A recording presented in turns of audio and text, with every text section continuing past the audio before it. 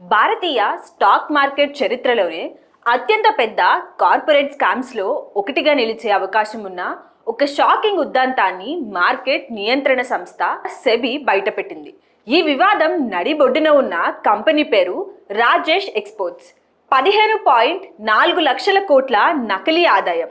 Rajesh exports company 2021 నుండి 2025 ఆర్థిక సంవత్సరాల మధ్యకాలంలో చూపించిన 15.4 లక్షల కోట్ల రూపాయల కన్సాలిడేటెడ్ ఆదాయం అంతా పూర్తిగా అబద్ధం లేదా తప్పుగా చిత్రీకరించబడింది కావచ్చు అని సెబీ పేర్కొంది. ఈ మొత్తం ఎంత పెద్దదంటే ప్రపంచంలోని చాలా దేశాల వార్షిక జీడిపి కంటే కూడా ఇది ఎక్కువ. కంపెనీ చూపించిన మొత్తం ఆదాయంలో దాదాపు 99% ఆదాయం భారతదేశంలోని మెయిన్ కంపెనీ నుండి కాకుండా స్విట్జర్లాండ్కు చెందిన వాలాకాంబి ఎస్ఏ అనే ఒక విదేశీ గోల్డ్ రిఫైనరీ అనుబంధ సంస్థ నుండి వచ్చినట్లు చూపించారు. అయితే ఆడిటర్లు ఈ విదేశీ రికార్డులను పరిశీలించినప్పుడు గ్రూప్ లెవెల్లో చూపించిన ఆదాయానికి అసలు రికార్డుల్లో ఉన్న ఆదాయానికి అసలు పొంతనే లేదని తేలింది.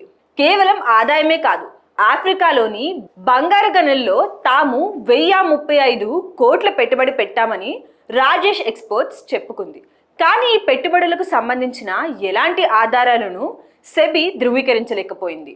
కంపెనీకి చెందిన నిధులను ప్రమోటర్ అయిన రాజేష్ మెహతాకు లింక్ అయి ఉన్న పర్సనల్ అకౌంట్స్కు బదిలీ చేశారని, ఆ డబ్బును ఆయన సొంత డెరివేటివ్ ట్రేడింగ్ కోసం వాడుకున్నారని సెబీ ఆరోపించింది.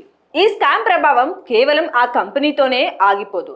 ఎందుకంటే భారతదేశపు అతిపెద్ద ప్రభుత్వ బీమా సంస్థ అయిన ఎల్ఐసికి రాజేష్ ఎక్స్పోర్ట్స్లో 10.8% వాటా ఉంది.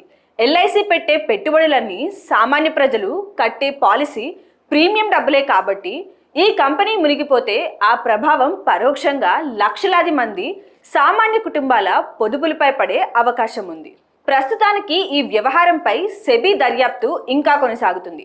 ఒకవేళ ఈ ఆరోపణలన్నీ నిజమని తేలితే భారతదేశ కార్పొరేట్ రంగంలోనే ఇది అత్యంత పెద్ద రెవెన్యూ మోసంగా మిగిలిపోతుంది.